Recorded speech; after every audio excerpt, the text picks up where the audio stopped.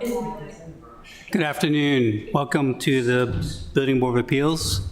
Welcome, fellow appeals board members. It's been a while since we've seen each other. Hope everyone's all right. We will read the introductory statement to what creates us as a board. The Building Board of Appeals is established by City Code, Section 0248050. The Building Board of Appeals' task today is to determine whether or not the City of Annapolis, under Title 17 of the City Code, followed the applicable code requirements and used reasonable care and consideration when approving or denying the permits in question. Additionally, the board will determine whether there is substantial evidence to support the city's approval or disapproval of the permits in question. If the board determines that this appeal is outside or beyond the board's jurisdiction as defined in the city code, the board may dismiss the appeal prior to receiving any testimony or documents relating to the merits of the appeal. Additionally, if the board is convinced that testimony offered by any party is clearly not relevant or material to the issues on appeal, the board may rule either that the testimony not be received or that the testimony be limited.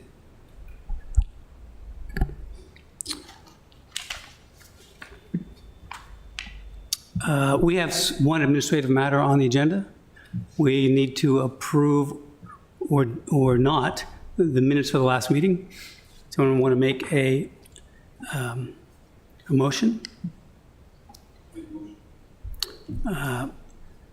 And do we have a second?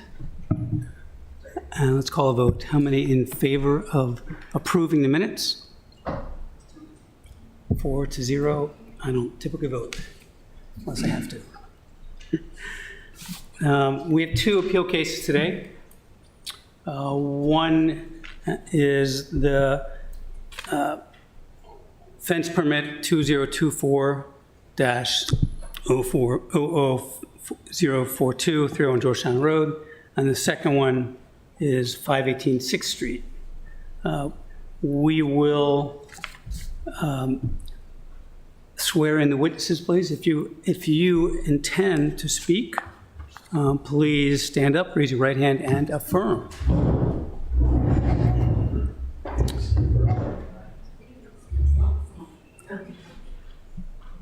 Do you intend do you swear or affirm on the penalty of perjury that the testimony that you are about to give to the Building Board of Appeals is the truth, the whole truth, and nothing but the truth? Thank you so much.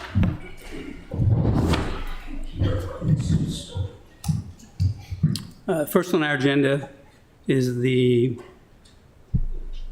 appeal, let's see, for the fence 2024-0042. And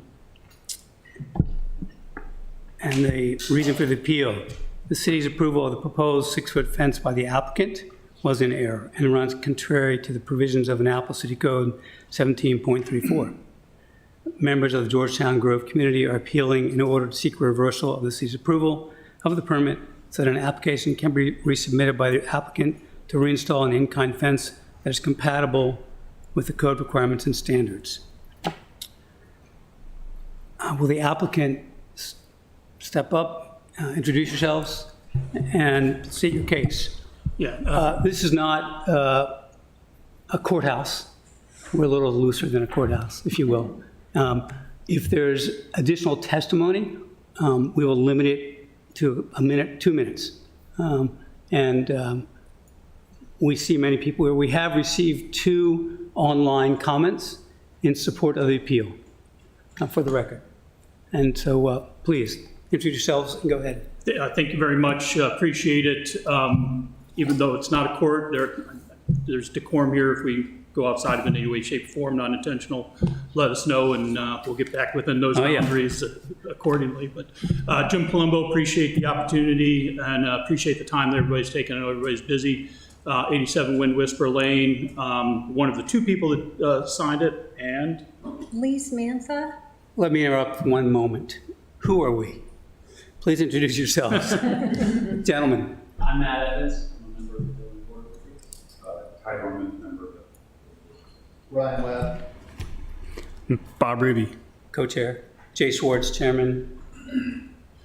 Kim Consoli, recording secretary. Please, everybody, remember when you're asked to speak, you chime in, make sure that your microphone is on and you're leaning in. And the bright green light means it's on. All right. All right, thank you So for interrupting. passed the first test there, turned the microphone on, so excellent. But part of what we want to emphasize is the two of us are two spots on the appeal form to sign, so the two of us signed it. But there are a number of other residents of Georgetown Grove, some of whom are here, others that have signed a memo that have been entered in as part of our appeal package for the board to consider. So I make sure that it's not just the two of us. This was a community effort, but we are the two that were selected to get before the board and present our case.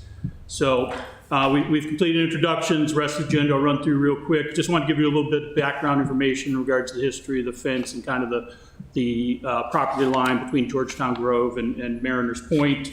The attempts that we made when we became aware of the dramatic change of the fence, both with Mariners Point and with the city before the permit was issued, highlight some of what we consider poor results that have occurred with the fence, go through the specific city codes that we believe were not taken into consideration fully when the permit was issued, and then just fill in the gaps a little bit from an ethical perspective in regards to code can only do so much, and then summarize it up in our specific ask at this point of the Board of Appeals, and then open it up to the other speakers that took the oath and give them their minute to give their comments. So with that, move in. So to the left there, that's Georgetown. That's Georgetown Grove. So left of the line there, the kind of diamond or a triangle cul-de-sac. To the right of that is Mariners Point. And part of what I really want to highlight up front with the picture is the fact that the property line goes right up to the back of Georgetown Grove housing area, and it's thick forest through the rest of that before you get to any Mariners Point housing. That's a kind of a key point when you start to get into the code in regards to purpose of the fence. Approximately 25 years ago, a split rail fence was put in there. The primary purpose, from what we understand, was to delineate the property line.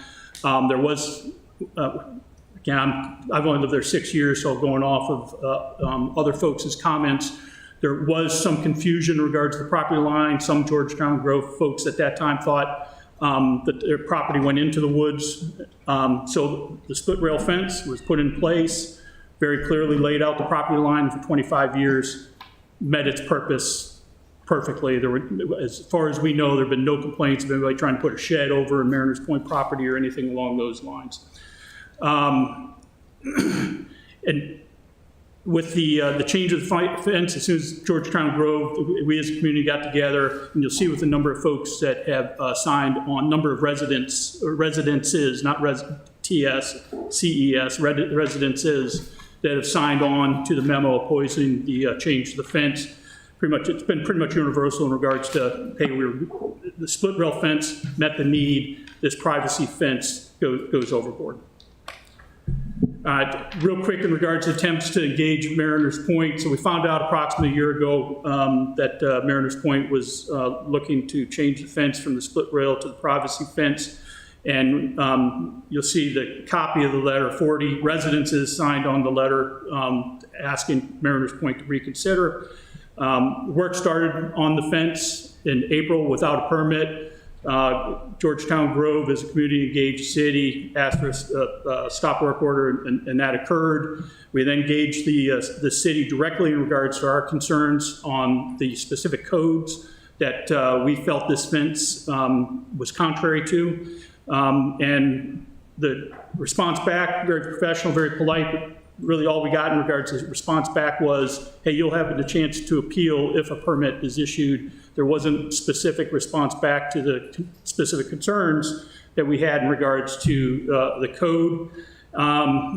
We continued to actively engage up until the permit was issued, and that's when we filed to appeal and sit before you today. But Up to this point, we really haven't received any specific response from the city in regards to the codes that we're going to highlight here, how this fence met the code requirements.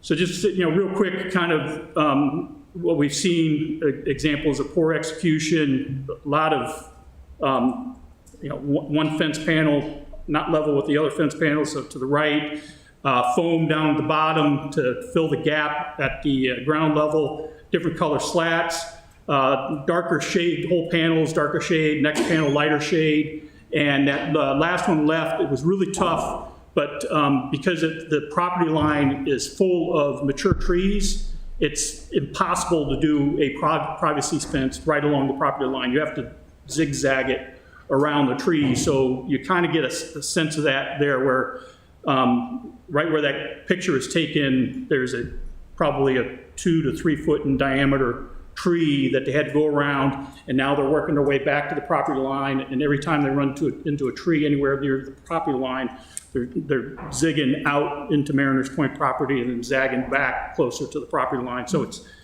just visually not attractive. Okay, so start to get into the specific city code. 17.34.010.A.2. Any permit should have a scale drawing and the specifics here, relationship to the property lines, existing trees as highlighted by the picture of the neighborhood before, just very mature forest. And there's also steep topography portions of the property line. The only plan, and I do the air quotes with it, was a plat map from 30 plus years ago, that just highlights the property line. It doesn't give any detail in regard to where the fence is going to go, and no relation to the existing trees, topography, and as we highlighted, it's zigzagging around, so it doesn't show how it's going to be related to the property line. So some of those zags could be back onto Georgetown Grove property. I'm not going to push that one too much because it seems like they've mostly taken the other extreme. But even then, it's now not fulfilling the purpose of defining the property line. It's almost creating a property line issue because of the zigzagging that's going along. Okay, 17.34.010.B.4. Fences will not disturb or damage existing trees equal to or greater than 5 inches in diameter. So again, take the overhead map. It's very clear those are very mature trees. The property line, along the entire property line, it's mature trees, dozens and scores, pick your number there, of mature trees along the property line that they didn't take into consideration, again, now have had to zigzag.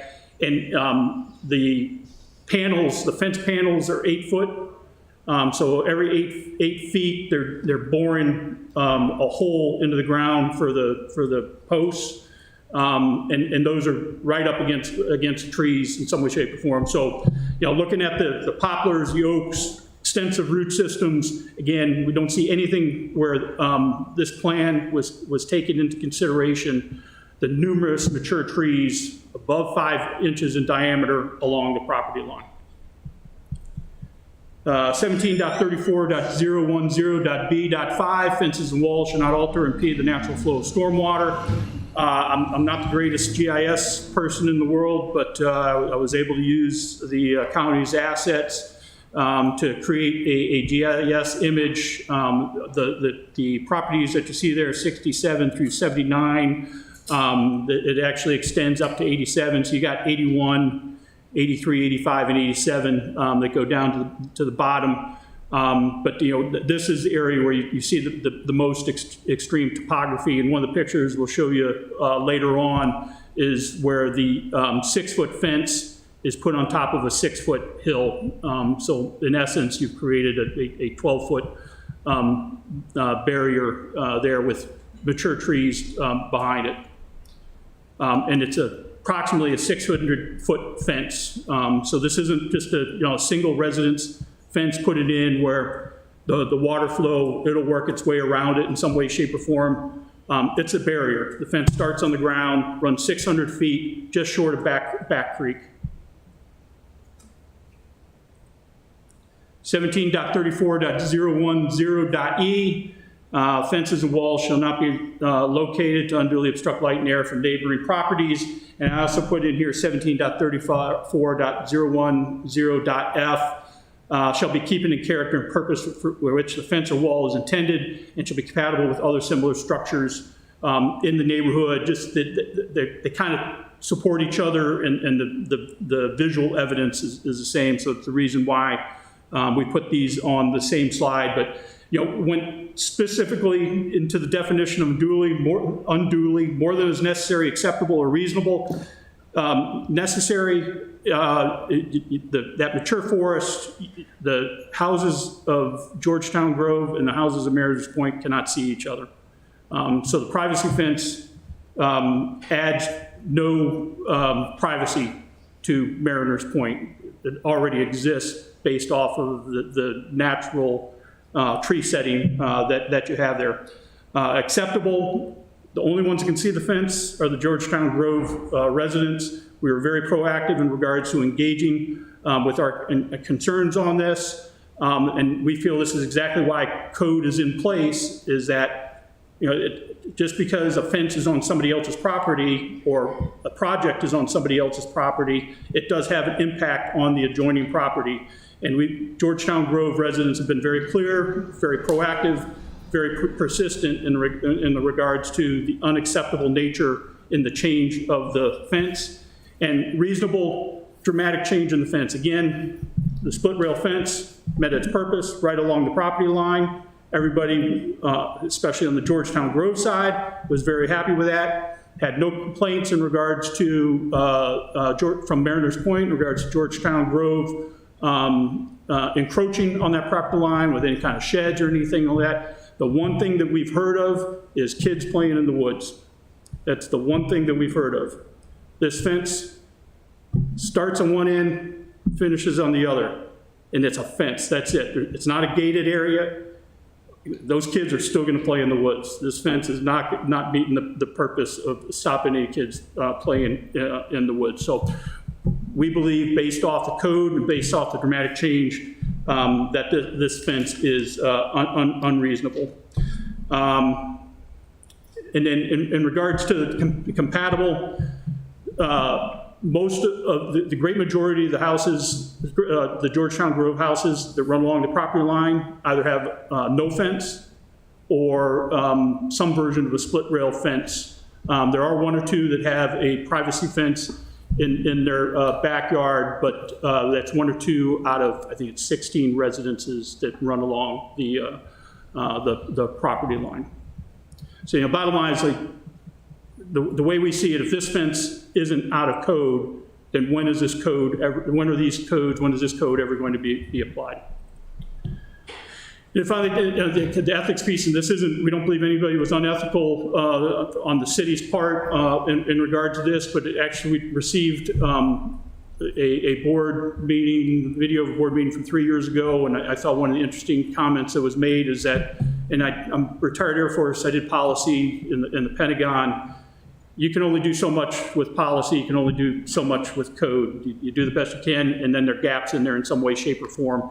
I heard you guys talk about exactly that, and that's where the ethics comes in. When you look at the placement of the fence, Mariners Point has no vested interest in regards to what the fence looks like, because they can't see it from their residence. The contractor doing their job. Georgetown Grove, we have to look at it every single day, and you may or may not hear in the comments, but I can tell you it's negatively impacted the residents of Georgetown Grove. People every single day having to look at that fence, the dramatic change that has occurred. And the other piece that's really not in code is kind of the wildlife watershed somewhat, but there are trails through those woods. All of those trails are animal trails. I've literally, in my backyard, I'm on the end at 87. Deer, when they get spooked, used to run straight back into the woods. I've already had deer get spooked and seen them run right into the fence, because that's the way they've always gone. All right. And I kind of covered this in regard from the ethics piece in regard to the lack of vested interest from Mariners Point and the contractor. Again, not just casting dispersion, just they're not the ones that have to look at the fence. And again, I think we think that's why the code is there, is to protect those that are going to be directly impacted by the emplacement of something like this. Okay, so summary and ask. Again, and I took this straight from the previous board session. Code's there for a reason. Code says X, do what the code says. I mean, the great majority of time, people are coming to this, it's the contractor trying to get a waiver on the code. What we're asking is for the city to abide by the code as well. We believe that the evidence highlights issuing that the permit is divergent from code, went detail by detail. We also believe the lack of the detail in the request, which is divergent from the code. What we're asking specifically is we think the easiest path forward is to modify the permit as opposed to starting over and having them reapply for a permit. But to modify the permit and go back to the replacement in kind of the split rail fence. It meets the intent of the fence, which is delineating the property line, and it becomes reasonable, acceptable for the residents of Georgetown Grove. We find that to be a very reasonable request, fully meets code, and provides the easiest way forward. So with that, I'd like to open it up. We have other residents from the Georgetown Grove housing area. I'd like to open it up. I'll invite them when the time's. Okay, oh, roger that, sir. Yes, sir. Okay, so for this portion of it, that completes our comments. Do you have anything? I'm sorry, do you have anything to add? My bad. If I get go. Chairman of the board, my husband and I live 5 houses down from Mr. Palumbo on a steeply sloped yard. Sitting in a chair on the deck, the bottom of the fence is above my head. These are the points in the city code that resonate with me most strongly. Make sure you're close to the Oh, sorry. mic, please. Do you want me to start over again or just continue? You can keep, let's Okay. keep it, trying to keep it concise. Okay. Obstruction of light and air. The previous fence was a 3-foot split rail which allowed for minimal obstruction of light and air. The 6-foot shadow box fence in a sloping yard is a wall blocking all morning light. This is contrary to the City Code 21.60.070E, which states, fences and walls shall not be located to unduly obstruct light and air from neighboring properties or public ways. The other point that resonates with me is altering the purpose and the character for which the fence is intended. The 3-foot split rail fence marked the boundary between a densely forested area and more than 10 homes. It was in keeping with the character of natural environment. Not 2 homes backed up against each other, but basically a forest behind us. Changing it to a 6 by 600 foot shadow box privacy fence creates a barrier for light, air, and wildlife, and it is contrary to City Code 21.60.070F, which states, the overall design and materials used for fences and walls shall be in keeping with the character and purpose for which the fence or wall is intended. I concur with Mr. Palumbo that the permit should be modified for an in-kind replacement. Thank you for your time. Thank you. Before we invite the city to respond, is anyone here from Mariners? From the Mariners community? No, okay. Mr. Manessa, does the city, or please, I'd like to have the city respond to the specificities of this. Good afternoon, board members. My name is Mike Meekins. Can you hear me? Yeah, we're good. Okay. My name is Mike Meekins. I'm in planning and zoning, plan reviewer. And I would just like to take you briefly through the methodology. I was the reviewer for this project. My methodology, and I would say that staff's methodology for reviewing fence permits. I did a quick check before I came over here this afternoon, I've had 98 fence reviews since I've been at the city, and I've been at the city for 1 year now. That's not 98 permits, that's just reviews. Some are one-off, some are one or two. I've also, just to give you a little bit of background, I've been in the land development, civil engineering, and land surveying industry for 30 years now. On the other side of the table, except for this past year, working with the city. So the brief methodology that I use, and like I said, other staff members use to review these fence applications, generally I, number one, look at Finder, which is a Maryland State database, GIS database, to familiarize myself with the location of the proposed fence, coupled with Google Earth, Google Street View. The city of Annapolis has various GIS layers and resources that we also use, inclusive of the zoning district. And I bring that up because there are a couple different zoning districts that have specific requirements and regulations for fences, namely Eastport. Obviously, this is not in Eastport. City of Annapolis operating maps or quad maps, which show utility right-of-ways and various physical features, although limited, and they are, you could classify them as ancient, but they have a lot of information that is very helpful in the review process. And furthermore, the deep dive goes into subdivision plats, if applicable. In this case, this is a subdivision. These are two neighboring subdivisions that back up to one another.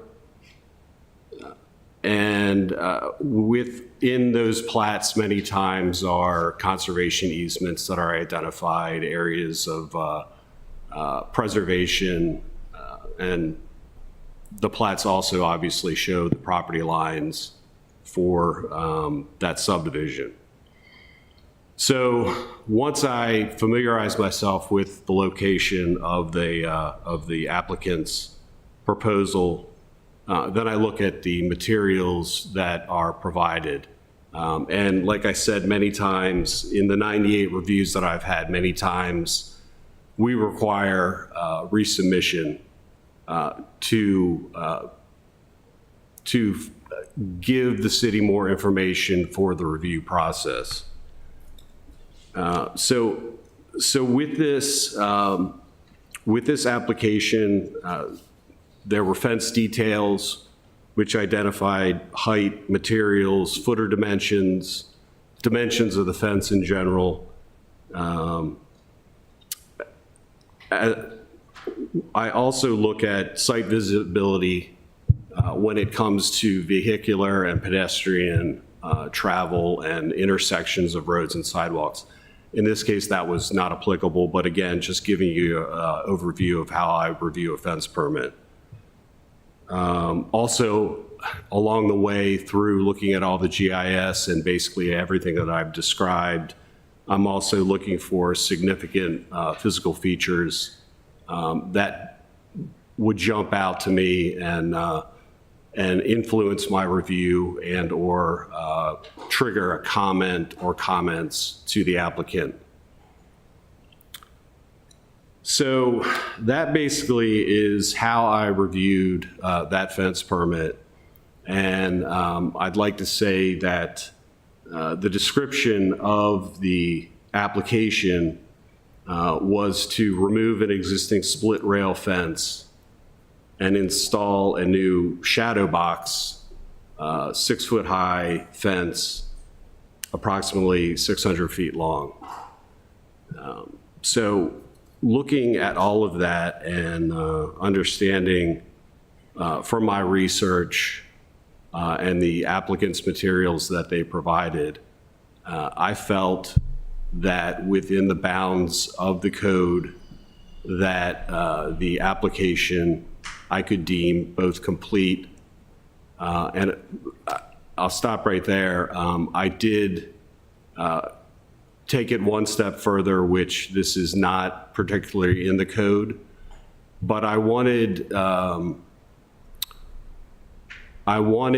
proof that the community approved, and again, the Community Mariners Point approved via their community association the installation of that fence.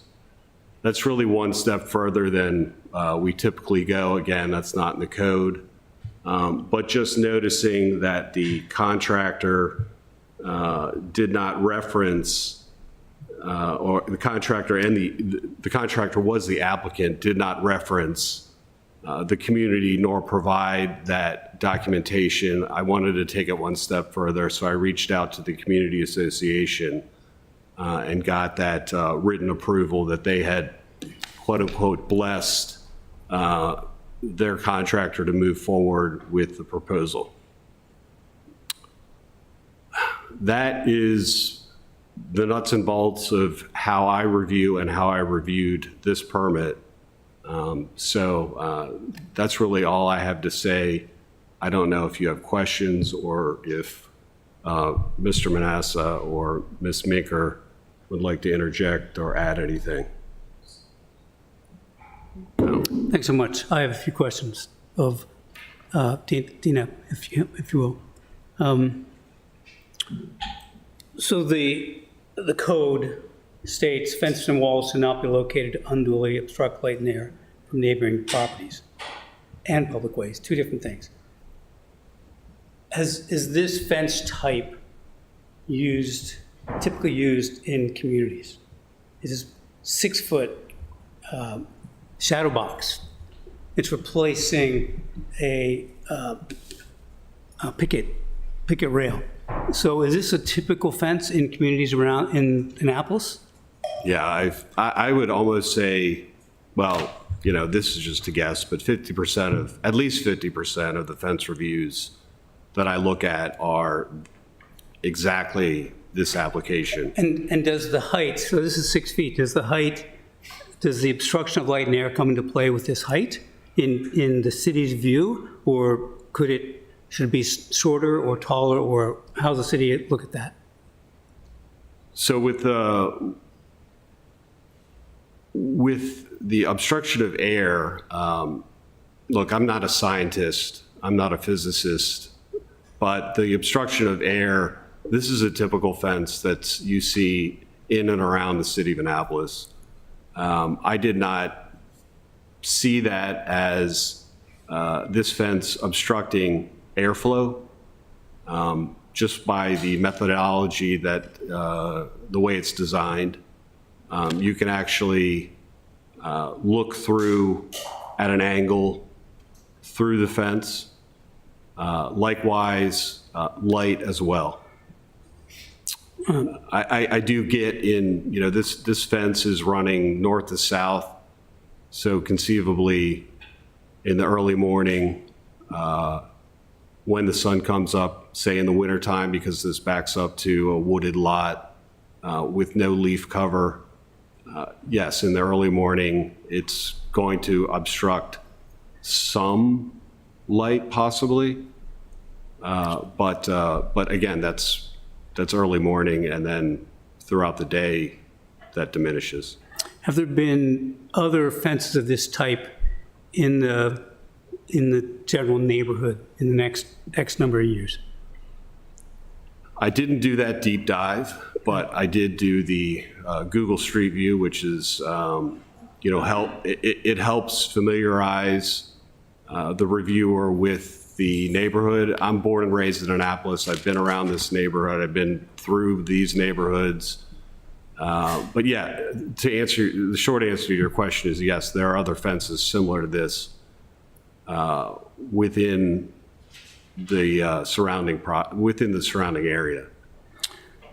What about the we have a 30-year-old plat.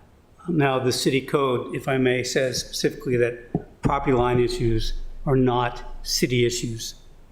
They belong to the owners, right? I mean, but in this case, we have a 30-year-old plat. Is that an issue here? I didn't see it as an issue. Record plats identify on paper and are reproducible, identify property lines. So that was, the record plats in the Maryland archives are basically what land surveyors and civil engineers, land developers base their design and/or they are the record of the outline of properties. So is this a typical plat? I mean, it's a huge property, so is this a typical plat you would accept for a Absolutely, fence? absolutely. And I guess my final, what about the discussion about the natural flow of stormwater? How does that, is this fence being installed below ground surface? Or is the detail, and I've looked at the pictures and details, typicals, doesn't say it's being put below surface. So how do you review that, especially with the topography here? So again, this kind of falls in line with the obstruction of light and air. So the methodology for installation of the fence from the detail that was submitted led me to believe that there would be somewhat of, I'll say, either a gap, but not embedding the fence panels themselves, aside from, of course, the fence post, below the existing grade. So again, in keeping and similar to many, many other fence reviews that I've done, that didn't raise a red flag to me. Okay, thank you. Gentlemen, questions? This for the city. Has the permit been finalized for this project? Has it been finalized out? No, I did a final inspection at their request, and I, at that time, denied the final because they still had materials laying in the woods. Oh, I'm Lisa Minker, zoning enforcement officer. So I failed their final request because of them leaving the materials in the woods, and requested that they remove those before the city provide them a final inspection. Okay. To what extent is craftsmanship part of the final inspection? We make sure that it's a stable fence and that it meets the height. That area does have a lot of trees and other things, and I verified that they went around the trees, and that there are some areas where, the fence had to be installed here to make it level at the top. So it might level exactly 6 on this side. The other side's like 6'3", 6'4". However, that zoning district does not have an actual height restriction on fences. So I didn't find an issue with that. And we have no regulation on different colors of wood for a fence. I mean, if they wanted to, they could paint the fence bright red, and that would be passable to the city. There's no restrictions in that area. Regarding the fence height, you said there is no code, but the code says, that I read for fences says 6 foot, so maybe I'm looking at. That's only located in the R2NC and the maritime zoning districts, and I want to say the R3NC. I'd have to look at the code, but this location is in the R3 or 4 zoning district. I'd have to look. So there is no height restriction in this area.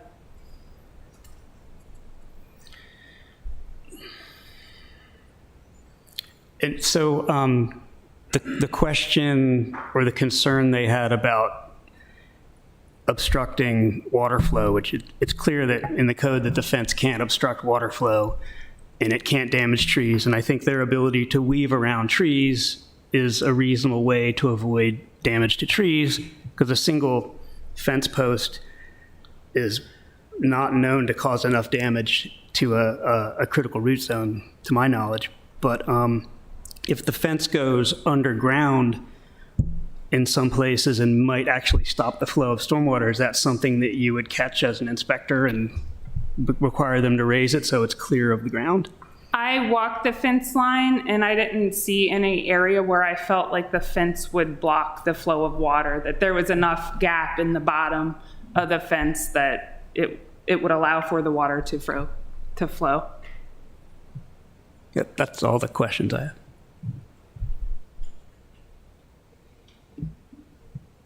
Other questions, gentlemen?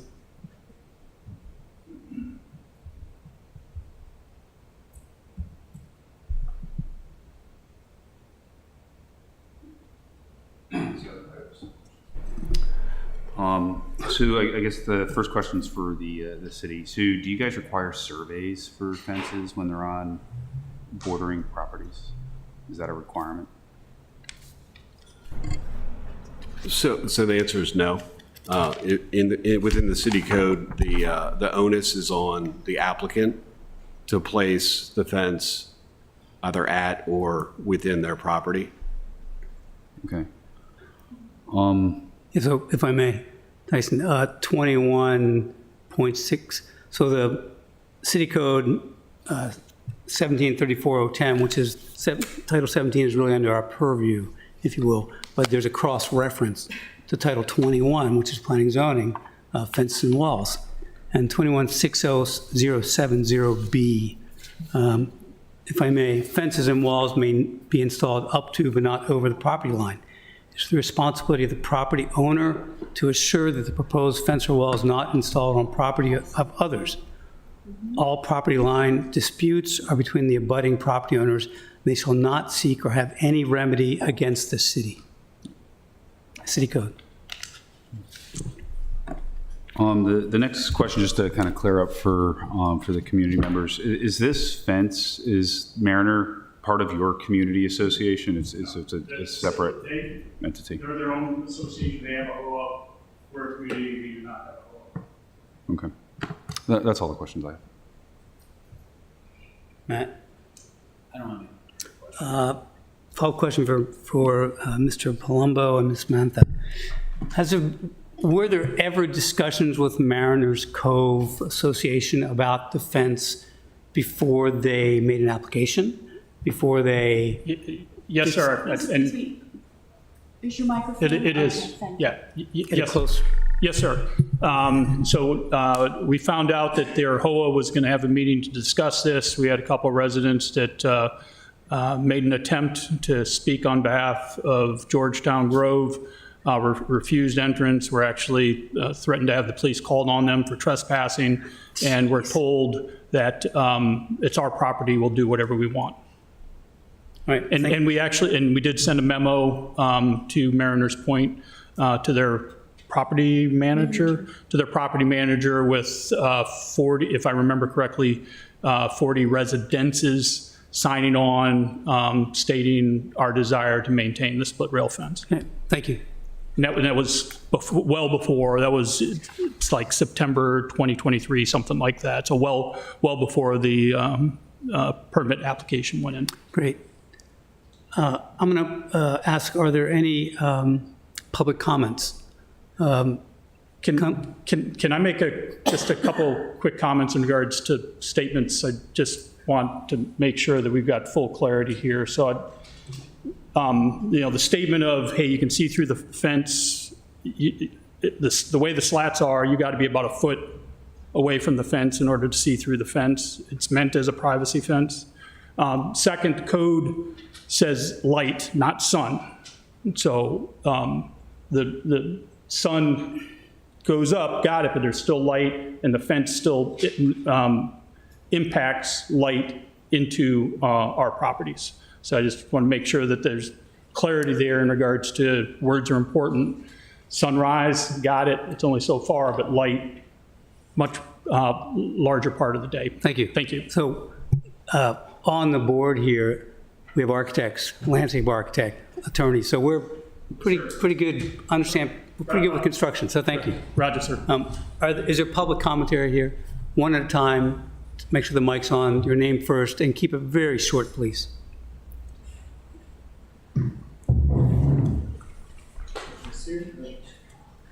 Yeah, thank you, at the whatever it's called, dais. Thank you. Can I get some, Rob Savage, 12 Wind Whisper Lane. Could I get some understanding first before I start how long? My remarks are about 4.5 minutes, or do I need to make Come those on. even shorter? Keep them short, Rob. Okay. Mr. All Savage. right, so even shorter. So let me just say why I'm here. I do happen to be the alderman, but I'm also a resident of the neighborhood, and I have constituents on both sides of the fence. But I'm here because I care deeply about code compliance, as many of you know. And I think, as was stated by the appellant, the code is quite plainly written. It says that the application, at a minimum, has to include a site plan that shows the topography, the trees, and a couple other things, the locations of the houses.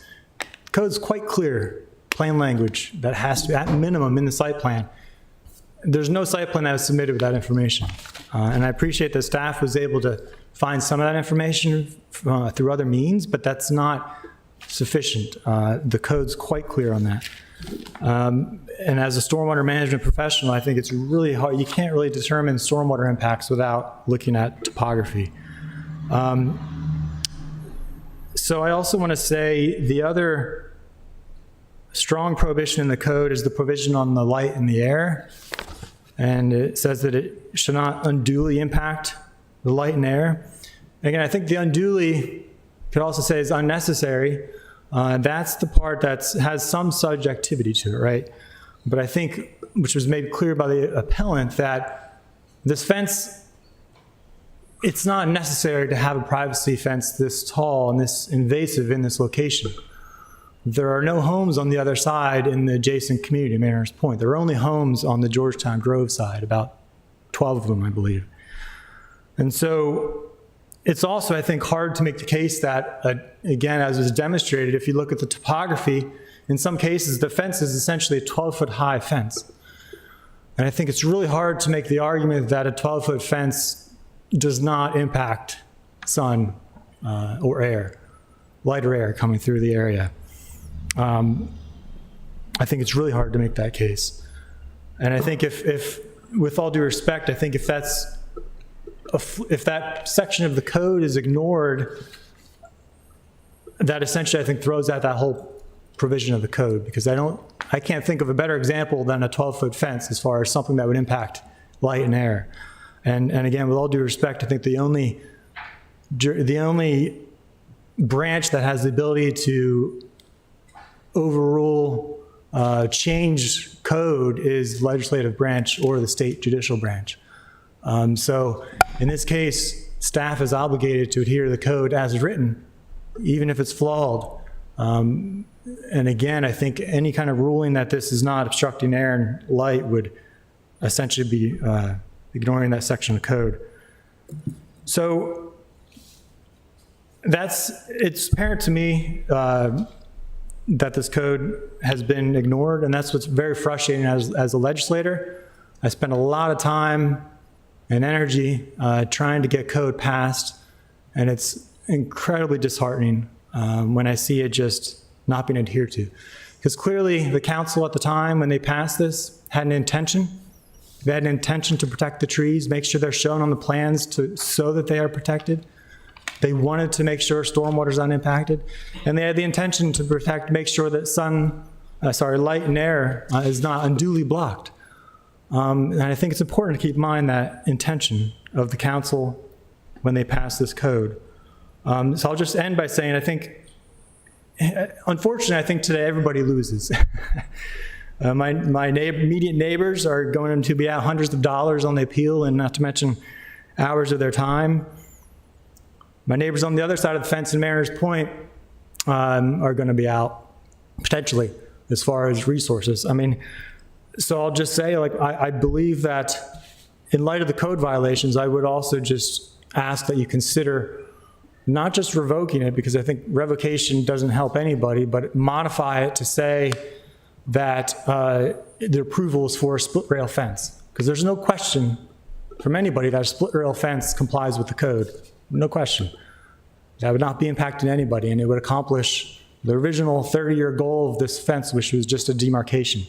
So that would be my ask, that you consider that, because I think that would be, in my view anyway, the best way forward for all parties, and especially 12 of my neighbors and constituents here. So thank you for your time. Thank you. Anyone else?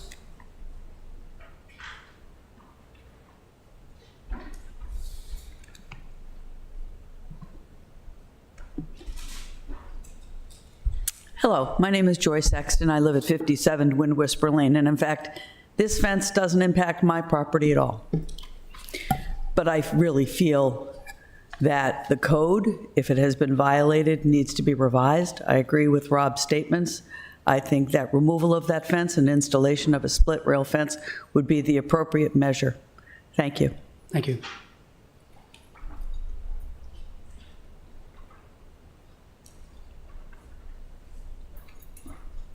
Hello, my name is Laura Booth. I live at 81 Wind Whisper Lane, and I think I am officially the person who has lived in the eldest person who has lived in our neighborhood. We celebrated 25 years in our house in July. And we love our neighborhood, we love our house.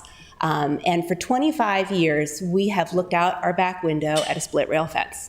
It has done a perfect job of delineating where our property ends and where the Mariners Point property begins. And it has allowed the abundant wildlife in our neighborhood to pass freely. We have turtles that come under it. We have a fox that goes in between the houses. In the wintertime, when you get a dusting of snow, you can see the trail that the fox leaves as he goes, kind of does like his rounds in the neighborhood. He comes under the fence, goes between the houses, and goes around between our house and our neighbor's yard. We had a mom and two baby foxes. I have video somewhere of them playing in my daughter's little soccer goal when she was in elementary school. There was a little soccer goal, and they were playing it one morning. Since this fence went up, there has not been a single deer in my yard. There has not been a single fox.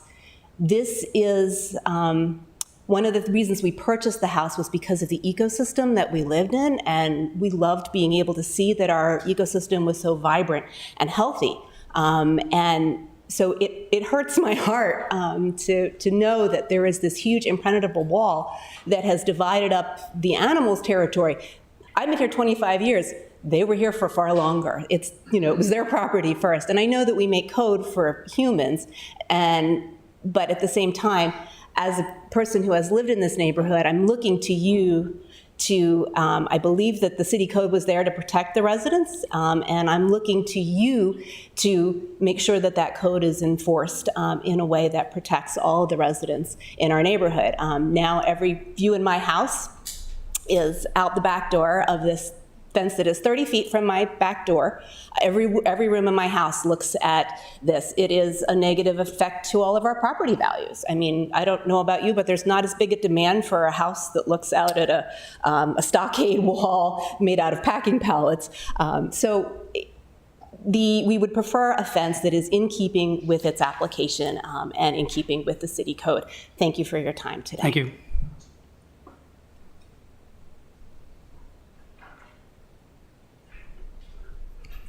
Good afternoon. My name is Gabriela Torres. I live in 69 Wind Whisper Lane.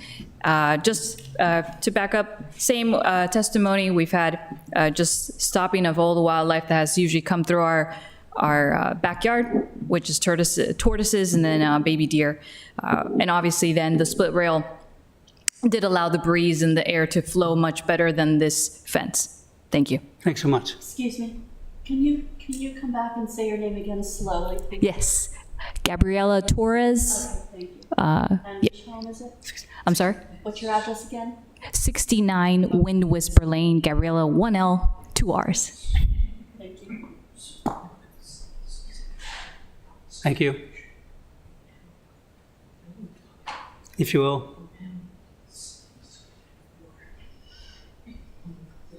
Hi, good afternoon. My name is Lisa Tullai, Tullai, at number 75 Wind Whisper.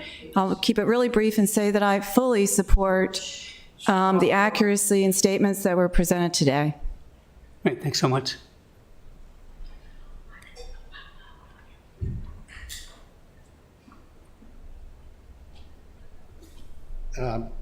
Mark Joseph, 67 Wind Whisper Lane. So I'm Gabby's. Sorry, your name again, sir? Mark Joseph Okay, thank you. at 67 Wind Whisper Lane. Not very good at talking in front of people, but I will try. I think the split rail fence that most of our neighbors and ourselves had there works extremely well describing where the property line is. They have now destroyed that split rail fence, and they have we have a 52-foot property line behind our house, and now it has a 9-foot monstrosity fence. Not a 52 fence, but a 9-foot fence, which is very bizarre. I sent an email to Felicia, I'm sorry, is that the correct name? And she said there was never any intent to build the fence all the way. And now it's going to be used as a wildlife passage place. Well, I think it's impacting our property value because now there's nothing there, or at least for, if my math is right, 43 feet of our back property line doesn't have a fence, and they have no intent to put there. I'm not advocating it to put there, but if we put a split rail fence on our side of the property line, it's going to look stupid. And I think that's going to negatively impact our property value. So my wife is back at work, but she's listening in. So I just want to see if so she says, it looks weird and we believe it reduces our property value. You know, the first I heard of this was in April when the construction guys were back there tearing down fences. Whether they had a permit or not, I don't know. Okay, and I went out, hey, what are you doing? They said, oh, we're tearing down the fences and we're going to put up a big fence. And they didn't know if it's going to include our property, our neighbor's property. But the end result is a stupid fence that all our neighbors don't like. I don't understand the need at all. I haven't heard one sensible explanation of why that fence was needed. We love the deer coming through our property. We like the foxes. We probably have, we had a couple raccoons, but everybody's got raccoons. And you know, they're gone now. It made no sense. I heard descriptions that, the association wants to stop us from using the backyards as a shortcut. What are we going to use as a shortcut? Mark, thanks so much. I think we got it. Okay, Thank you. thanks. Thank you.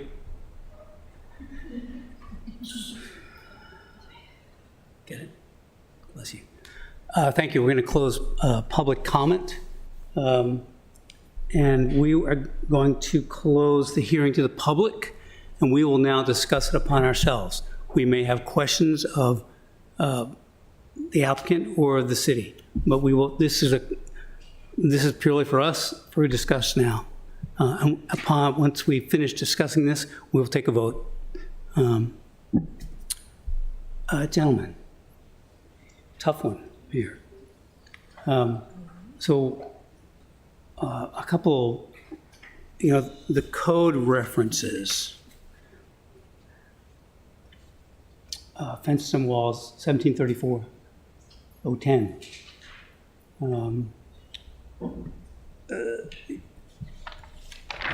There's been discussion about the plat delivered to the city did not show any relationship to other properties. The code reference doesn't require that. You can look, I don't know if you've looking it up, 1734-10.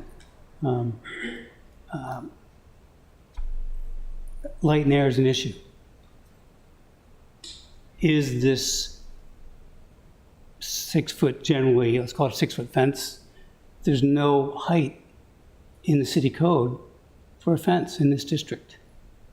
Okay, so 6 feet and the type of fence it is.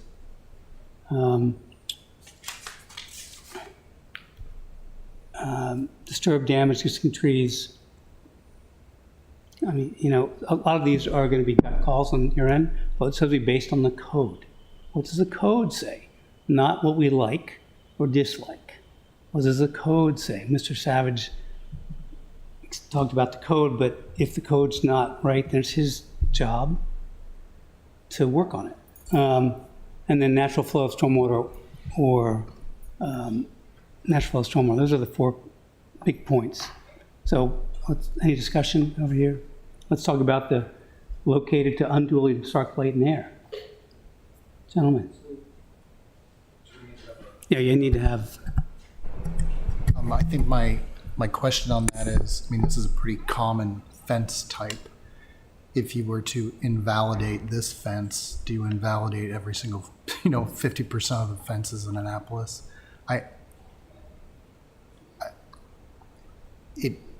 The problem here is the code clearly states that it can't block light or air, but and I live in Old Town. We have brick walls. I mean, they clearly violate that. I think any other of these shadow boxes would also violate it. So I don't know what exactly the intent is of that statement. That's a hard one to kind of figure out. Okay.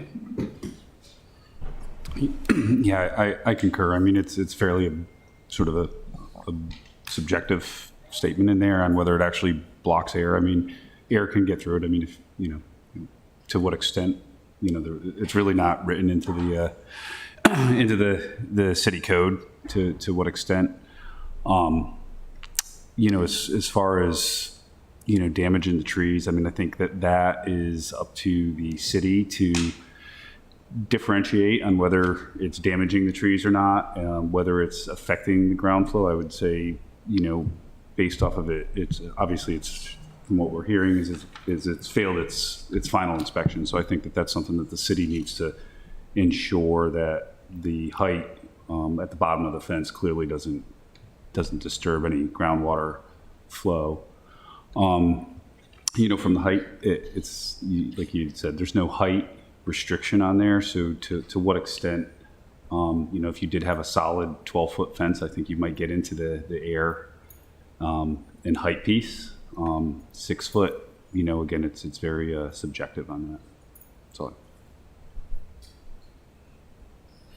I mean, I agree with everything that's been said, but I do, as far as 17.3410, A2, it does say at a minimum, a permit application is required to have certain things. It says at a minimum, and I don't know that happened.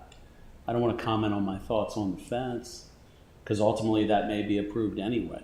But I do question why that minimum requirement wasn't met or required to be met by the city. Is that enough to uphold an appeal? I mean, it might be. They may have to resubmit that, and the city may still approve this fence based on that. I mean, it's built right now, right? Bob? Well, I think, the execution from what I can see is terrible, but I can't find where the owner of Mariner's Point wouldn't be allowed to put up a shadow box fence on their property. And even though it's executed terribly and aesthetically it's not very appealing, it seems allowable by code. And you could argue the airflow back and forth, and I think the intent of that as I understand it, is, if that went in front of somebody's window or somebody's doorway, where it's really affecting, how you live in the house, then that's kind of an easy conclusion to draw about airflow and light. But a fence that's 30 feet away from a structure, I think it's hard to use that argument, because that would negate almost every fence that anybody could build anywhere. Except for the one they had. Yeah. Right. And to be able, to the city to be able to tell a property owner what style they're allowed to have or pick the style for them is also getting into a dangerous territory. Yeah, so I mean, and there are some places that I've been where they do dictate that, right? And so then it's very clearly defined. In the historic district, it's different. I would say too, from one of the a couple of the testimonies is unfortunately the when the original fence was installed, there was that the intent was to define a property line. When a new permit comes in, the new intent from the owner, which is Mariner, is probably to put a privacy fence in, right? That's their new intent. They've sort of, when they applied for the permit, they have applied and are changing that older intent. And so that kind of, unfortunately, it's the property owner, as long as it's on their property line, that's sort of their right to do that, unfortunately.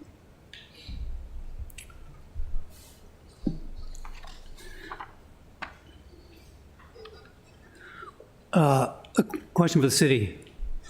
Mr. Meekins. Under 1734-010, permit application shall be accompanied by scale drawing, so on and so forth. Relationship to the property line, public right-of-ways, easements, utilities, existing structures, existing trees, steep topography. It seemed to me there was a follow-up submission in the application with additional details.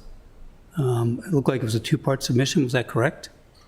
Yeah, that is correct. The follow-up was the approval letter from the HOA, from Mariners Point HOA. Okay. And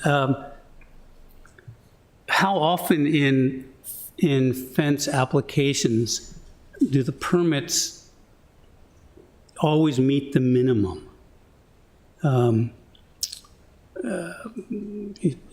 If a property owner of a single-family house comes in, do you always get property lines, right-of-ways, easements, utilities, structures, trees, steep topography?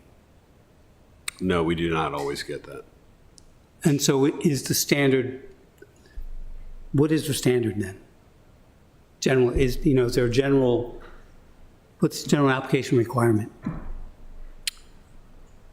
So, not to editorialize, but from my previous experience, the cost for the applicant to produce those items sometimes would far exceed the cost of the installation of the fence. But to answer your question, the minimum is a scale drawing that indicates where the fence is to be located, a section or cut of the proposed fence that has specific dimensions on height and width and footer dimensions, depth of footing, the material, and a lot of times we do get a photograph of the proposed fence, like a typical photograph from either the vendor or, something that indicates what the applicant perceives and intends the finished product to look like. We do not always get topography or existing features in those applications. So that's the best answer I can give to that question. All right, thank you. So another sort of follow-up question. So I guess the timeline of the permit and sort of the amendment submitted for that permit we have. When was, I guess, the appeal filed, and does that trigger a stop work on the city's part, or had the work already been completed by that appeal timeframe? Over.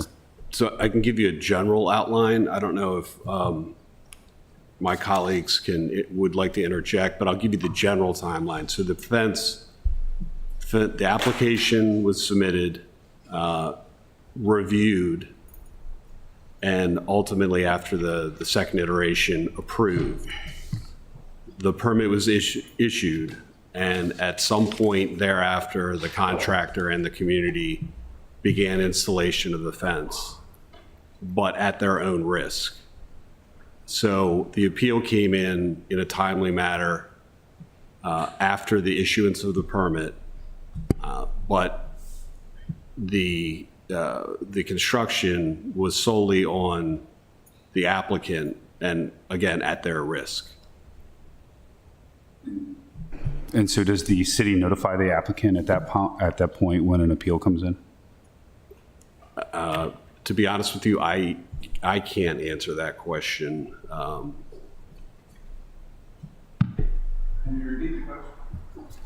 So when an appeal comes in, like a permit appeal, as in this case, does the city go back and notify the applicant that there's been an appeal to the permit? John Manasseh, Chief of Code Enforcement. No, we don't have any burden to notify the applicant that an appeal has been received. Thank you. Any gentlemen, I think we need to close our commentary, our own commentary, and put it towards a vote. I think seems to me there's 4 pieces of this. And we could take a general vote, and whether you want to uphold the appeal or deny the appeal, that's the simple way. Or we can look at each one specifically and then take an overall vote. I will need a motion on how to proceed from one of you.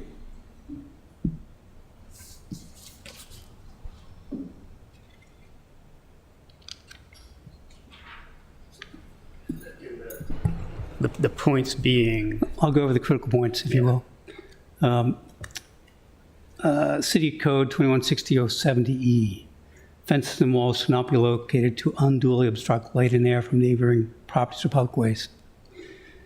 Number 2, City Code 2160-070F. The overall design and materials used for fences and walls shall be in keeping with the character and purpose for which the fence or wall is intended. It shall be compatible with other similar structures in the neighborhood. City Code 1734-010-4.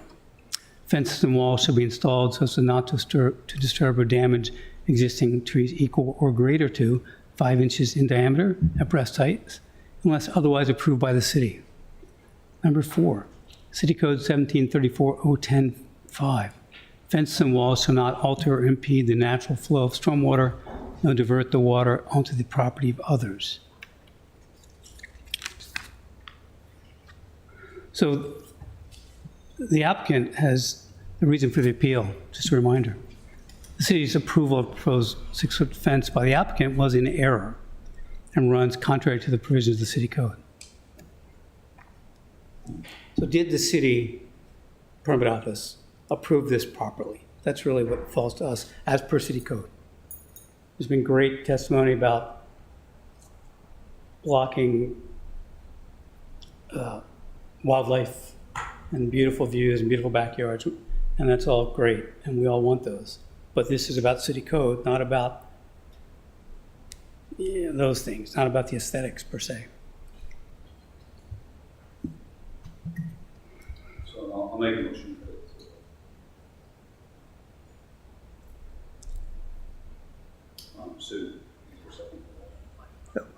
I'm sorry, sir. Can you say that again? So I Where's said your I'll microphone? make it. I'll make a motion to put up for a vote. Typically, you state the motion and we'll second it or So not. I'll put the motion up. I think the permit should be upheld In whole. in whole. Any seconds? I'll second that. Let's put it to a vote. Those in favor?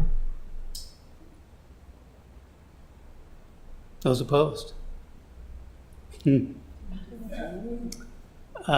Let's talk a little discussion here. What's your reasoning here? So my reasoning is that the minimum requirements for the permit were not met. Okay. I think that's my, And that's basically mine. I don't remember the light and air flow issue was examined very much. I guess I should turn that on, sorry. But my primary issue is the same as his. Failure to follow the code.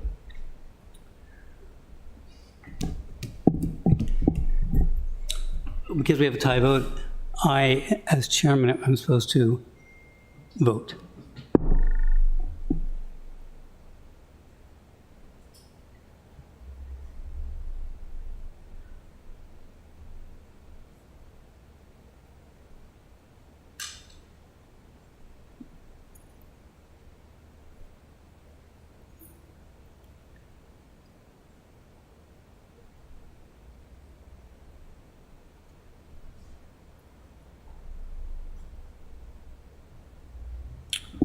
I think I will vote to deny the appeal. I think the applicants have an opportunity to take it to the next level if they like, but I think this application meets generally what the city requires, and that's my reasoning. So I think we have a deny the appeal, 3-2. The appeal's denied. Thank you all for coming. And I think we understand, but again, it's by city code.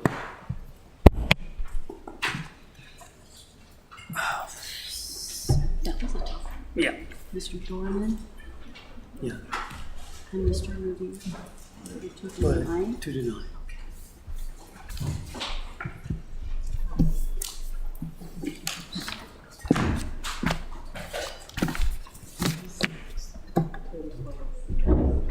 Need a break, gentlemen? 2 minutes?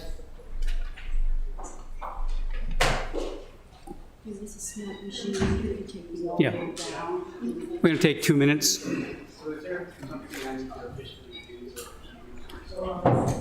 Just put into the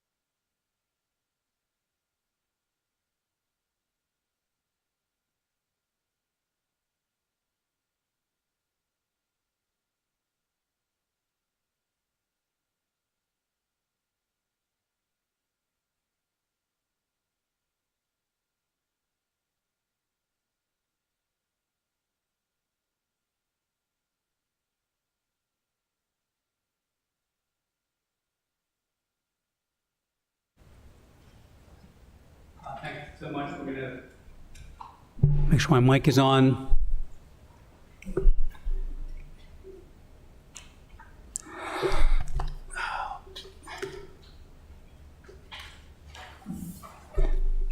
Good?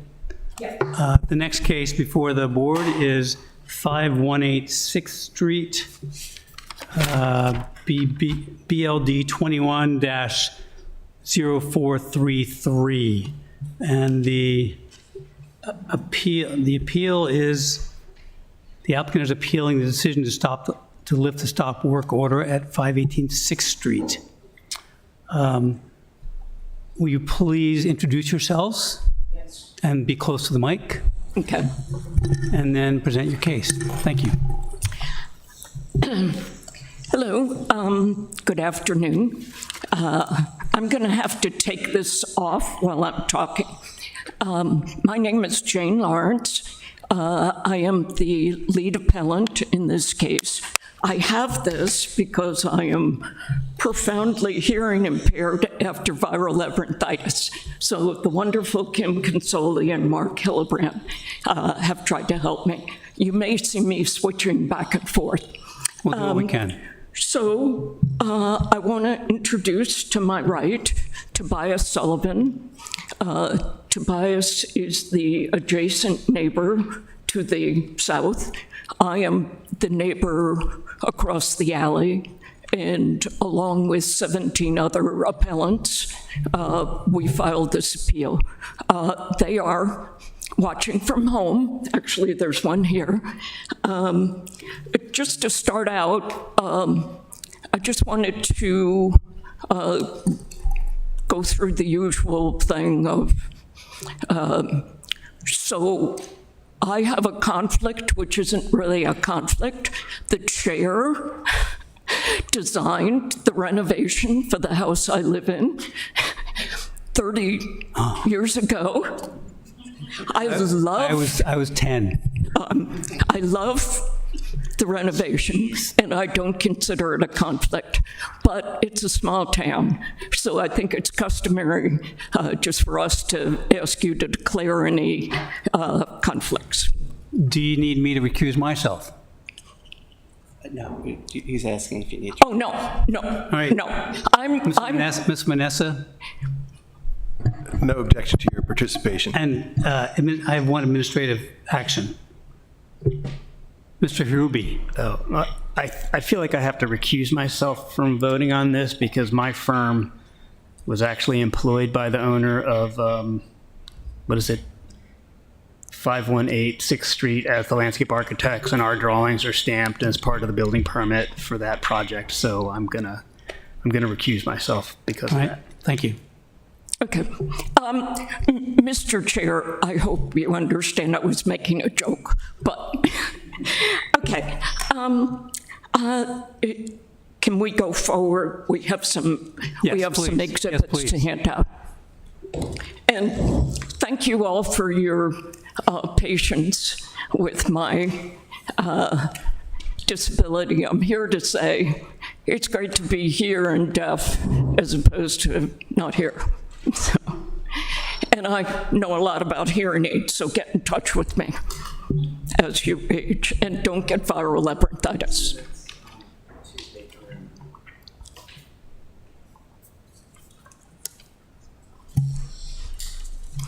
I'm going to ask Mr. Sullivan to be my minder if I need to put this on. The problem is if I'm speaking, I'm also hearing in my ear. So that's okay? Okay. All right.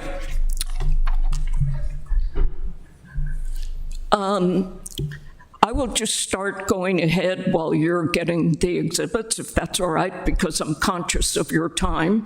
And we'd also like to say you're all volunteers, so thank you for doing this important job. The 19 appellants appealed the lifting of a stop work order. The basis for that appeal was that the director erred in lifting the stop work order, abusing his discretion and acting in an arbitrary and capricious manner when he made errors of fact, accepting the applicant's certification of wall height foundation check, because those surveys had erroneous measurements. And Mr.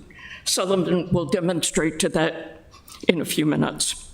The certification submitted in order to get the stop work order lifted, as I said, did not meet the requirement for a special exception or a special inspection required by the director.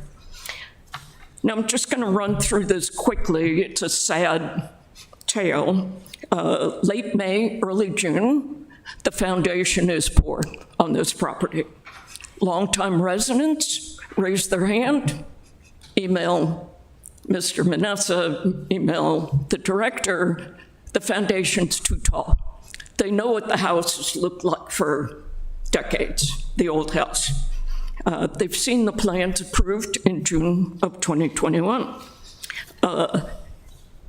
They're kind of pounding the table. It's too high. Unfortunately, the framing goes in. House is now framed 3 stories on top of what we were sure was a foundation that was too high. July 1st, the director issues the stop work order and requires the applicant to complete a special inspection. July 8th, one of the appellants, me, emailed code enforcement official who responded with alacrity when I asked what the status of the stop work order. And that person, and that is exhibit number 2, Lisa Minker informed me that there had been a survey submitted. It was silent on height. The applicant was then ordered to redo the survey. This is really important, I feel, because the director was on notice that the applicant had already submitted a wall height check with no height. This, we feel, what I've just described, residents saying it's too high, and a faulty survey would indicate that you better be careful when you see the next survey. Better make sure it's right. That's why we were kind of shocked on July 24th when the director lifted the stop work order after receiving the resubmitted certificate. And that is in your appeal. And it's also in here, right, in the second page of the proof on the left-hand side.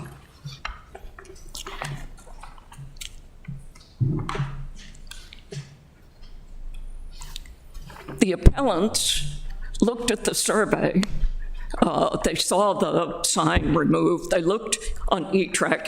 There's a survey there, and it's nice to have an architect on your team because Mr. Sullivan said it's not right. So I don't really understand builder's optical whatever. He went out, looked at it, didn't look right to him. Out of our pockets, contract for a survey. We were sure. So we paid for an independent survey. That survey came back and indicated that the applicant's survey was in fact in error. Within 15 days of lifting of the order, we filed this appeal. We also an appellant, filed an MPIA, Freedom of Information Act, to find out whether the director was enforcing the fees for violations of the stop work order. The applicant continued to work after the stop work order. That was on August 6th. Yesterday, the city attorney responded that there are no records related to proof of payment of the fines. And there is no record with the city of a request for a court hearing. I will mention later, but there is code, and I'll cite it to you. You have to pay the fines before you start working again. But the applicant was able to start working again without paying the fines. Now I'm going to turn it over to Mr. Sullivan to walk you through what we consider as proof of errors. Thank you. So as she mentioned, I own 522 6th Street, which is the property immediately to the left as you're looking at the subject house from 6th Street. A lot of my work is in Eastport, so I'm very familiar with the R2NC code. And also, just in full disclosure, I used to be on the ECA Architectural and Zoning Committee. I was for a number of years. I left, I believe, before we saw this. It was a very drawn-out process, but my wife is still on that committee. I also just want to say, like, a lot of the, I'm going to talk about the city as if it's this monolithic thing, because that's what we have to respond to.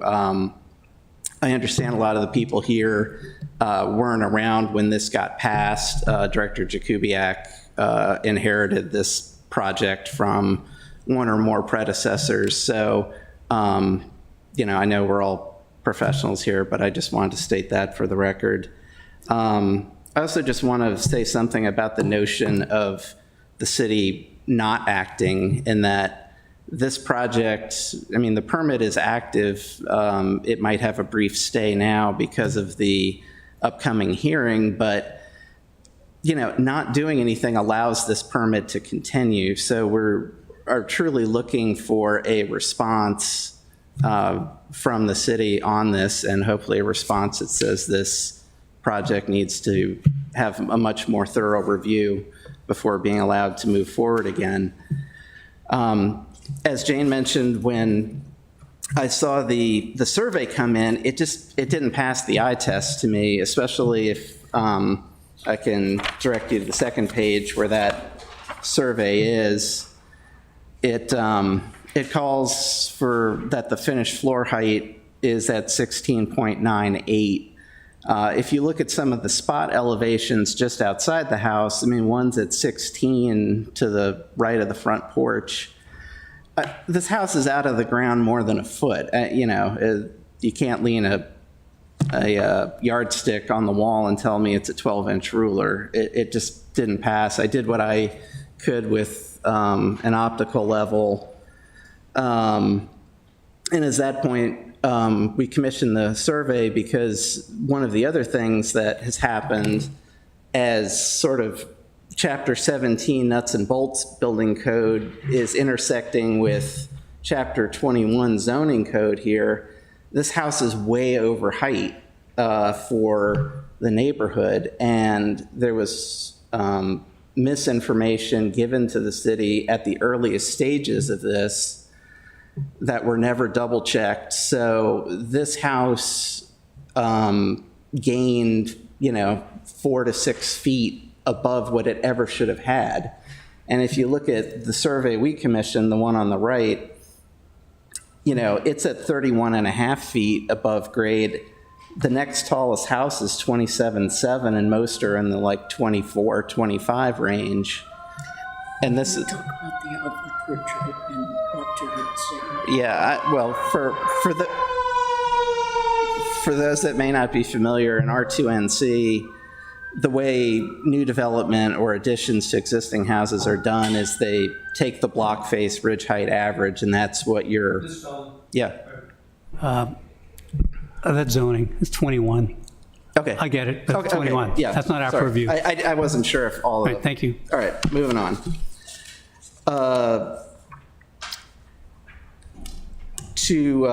So to jump back to the first page, the approved grading plan calls for a finished floor elevation of 16.75. The developers survey shows 16.98. Our survey showed 19.6. So a full 2.5 foot difference. Where that's important is that not only is it not true to the approved plans, but it then begets this much larger problem of this house is already way too tall, and it was allowed to be too tall because there wasn't an adequate check of those ridge heights to begin with. And that's explained on the third page, where you can see the architect of record supplied numbers versus what the independent survey showed. And currently it's about 5.9 feet higher. And so that garnered it a lot of height. So it's not just enough to say, yeah, okay, let's amend the grading plan to this new height. That would validate the fact that this house never should have been allowed to be this tall in the first place.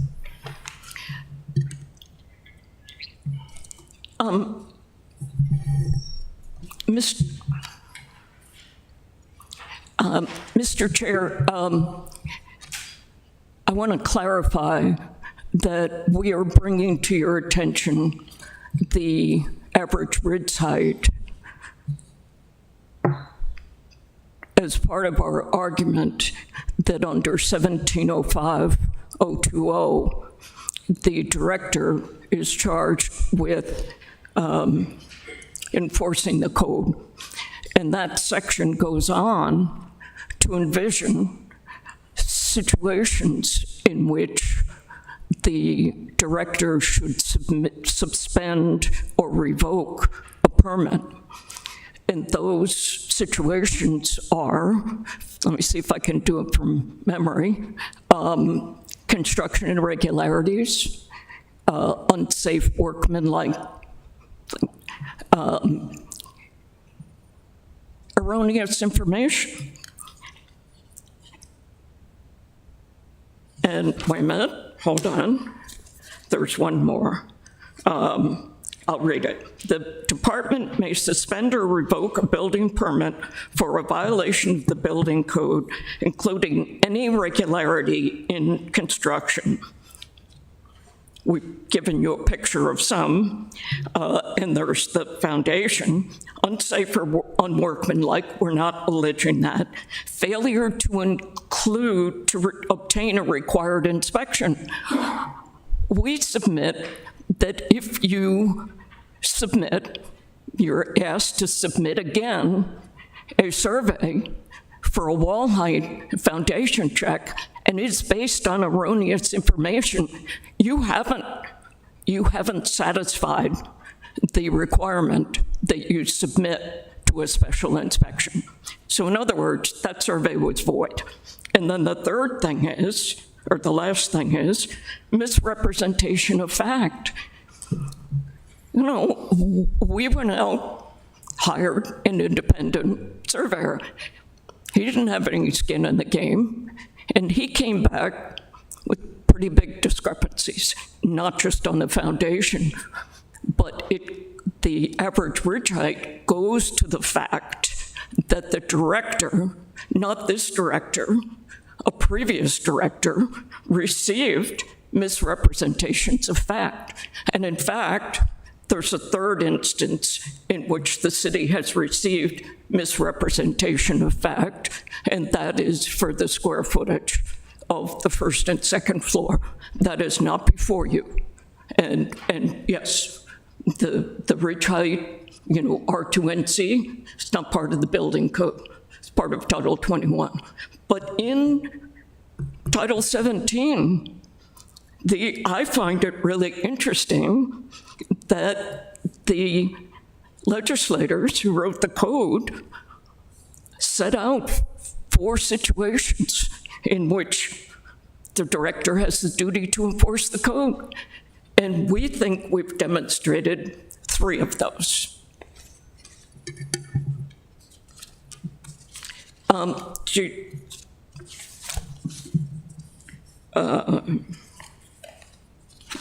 The Then the other thing we wanted to mention, okay,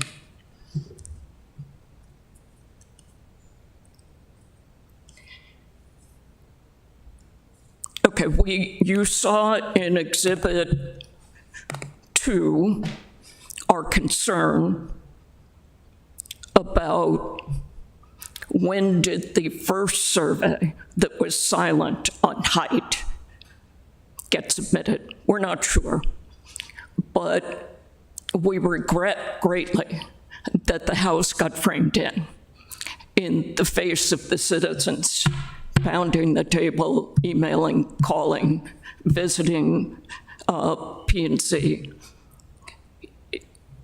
It makes the situation harder, but the law is the law. Yeah.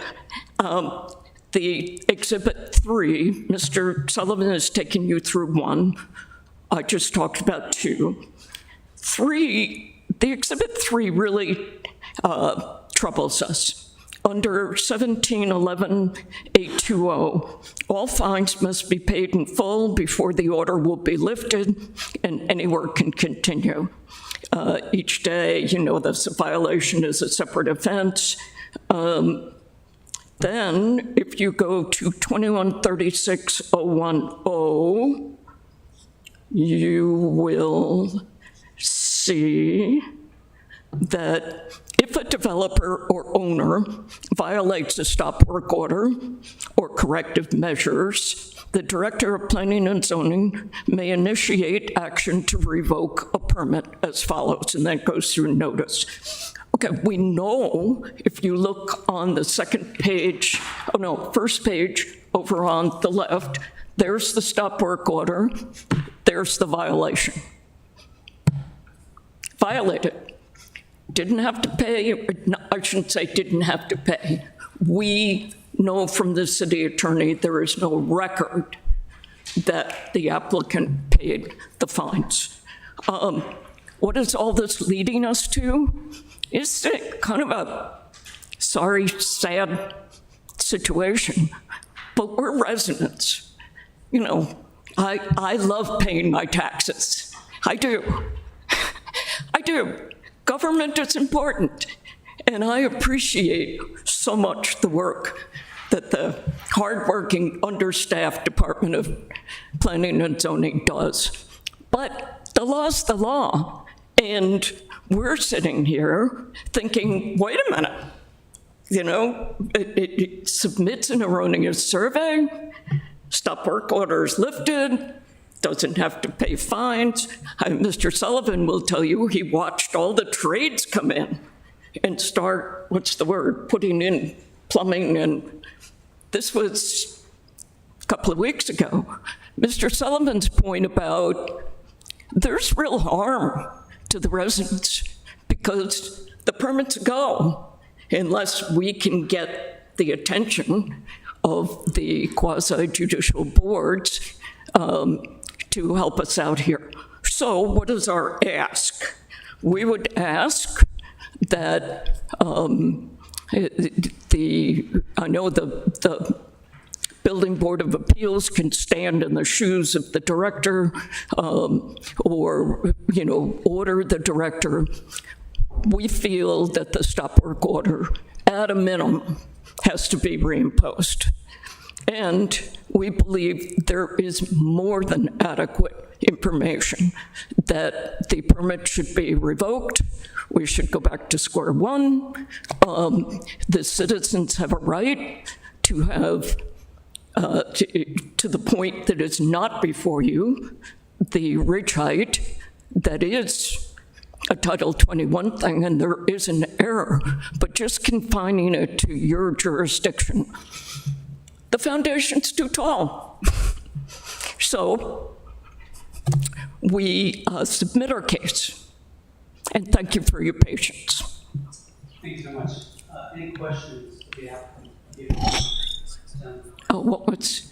Any questions? No, that was Any questions of the appellant to the board? All right, thank you. Mr. Manessa, can you respond generally? And I'm sure we'll have questions. Can you hear me, Ms. Lawrence?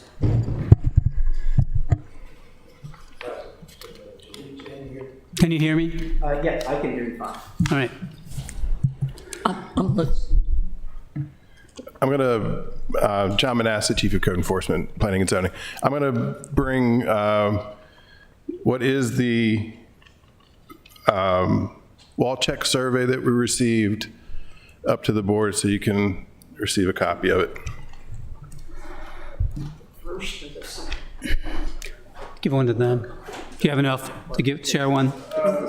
We only need a couple. Is this the first or the second? It's the final. Thank you.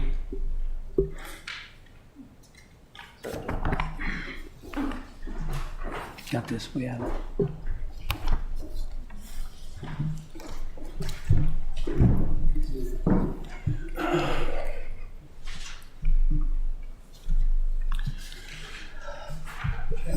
Okay, there's a couple points that I'd like to make about the presentation you just heard. It seems to me the primary issue being appealed to the board today is our department lifting a stop work order. There were other issues that were raised, discussion about fines and citations that were written. And I would suggest that they aren't really relevant to our action of lifting a stop work order. Secondly, there is discussion about the initial approval. And as appropriately pointed out, those are Title 21 issues and not related to the imposition of a stop work order or lifting a stop work order.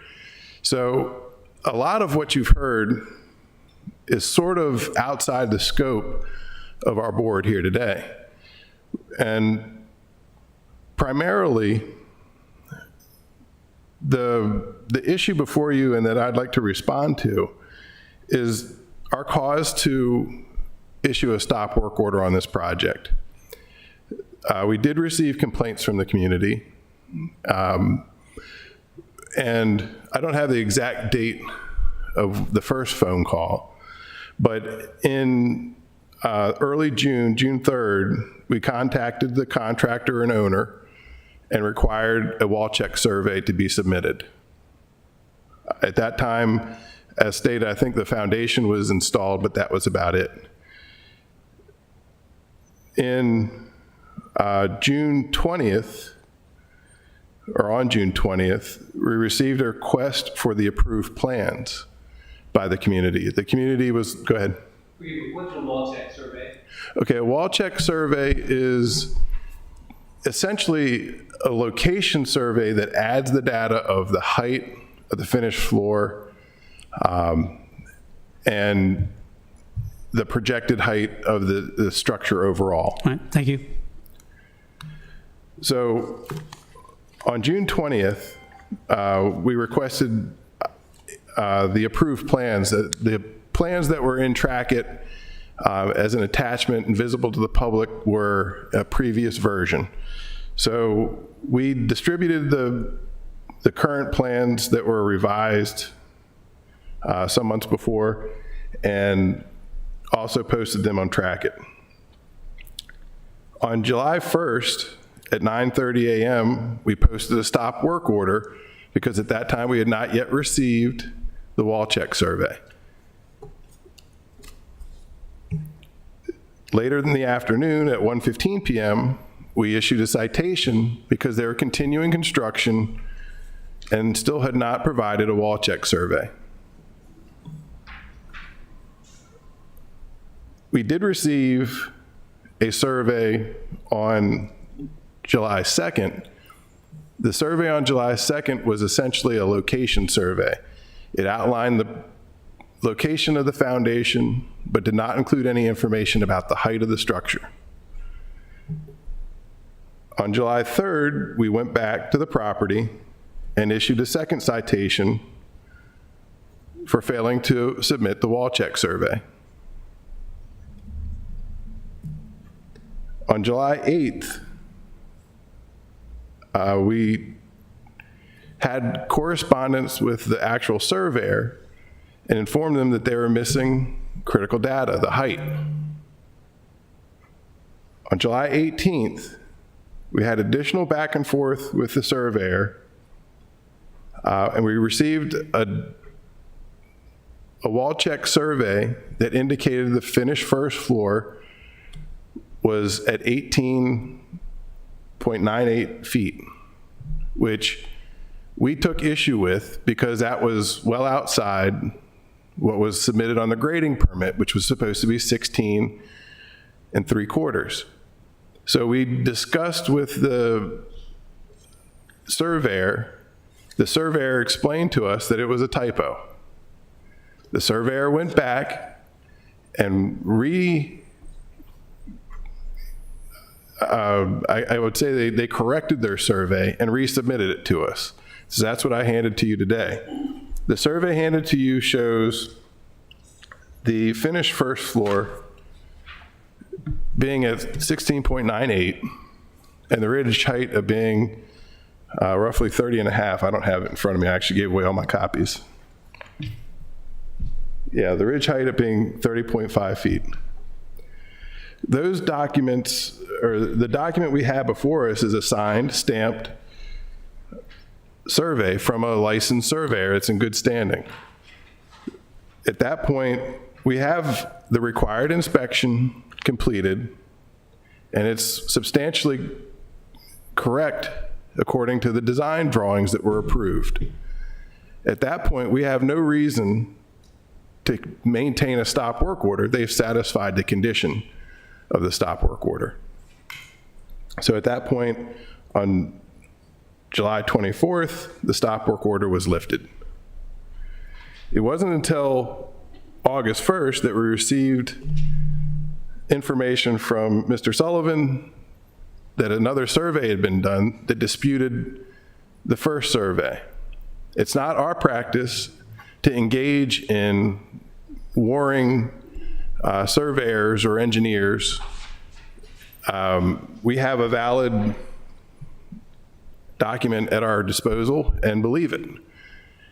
I would point out that there's differences between the two surveys about something as simple as the elevation of the curb, the sidewalk, or the land in front of the house. They're off by over a foot between the two surveys. It doesn't have anything to do with the finished first floor. So with discrepancies to something as simple as the sidewalk, I really can't engage in a process of verifying that myself. We don't have surveyors on staff. We rely on the professionals that provided us this document. And that's the basis of our lifting the stop work order and approving them to continue construction.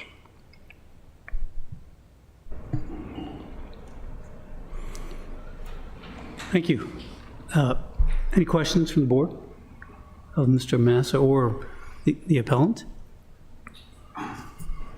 Yeah, so I have one question. So this is the updated document that you received?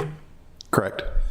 So is it, I guess, when you receive these, is it standard practice for them to keep the same, change the drawing, keep the same date on the document, but re-stamp it with a different date? I guess I would, I would expect the date here. The dates don't line up. Yeah, the dates don't line up.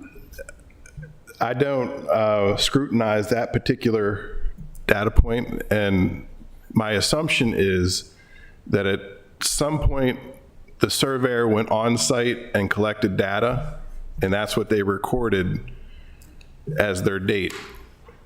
If there was subsequent information added to their file, or they changed what they called a typo, they may not have changed the date because that represents when they were on site. I mean, I can only speculate. I don't have any data to back that up. Does the appellant have any questions of Mr. Manessa or vice versa? You go first.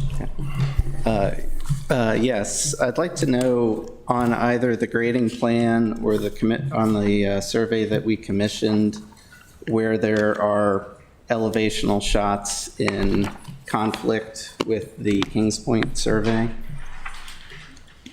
Can you point any of those out to me? I didn't get your question, I'm sorry. So my question is, Mr. Manassa was saying that there's up to a foot of discrepancy on the sidewalk grade.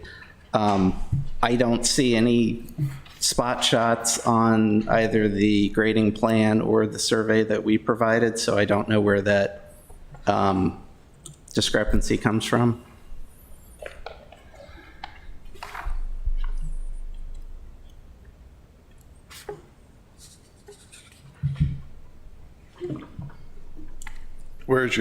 Can you show me your document?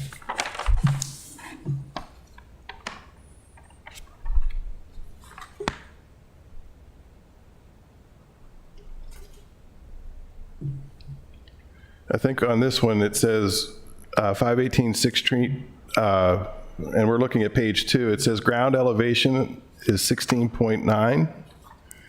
And on the survey produced by,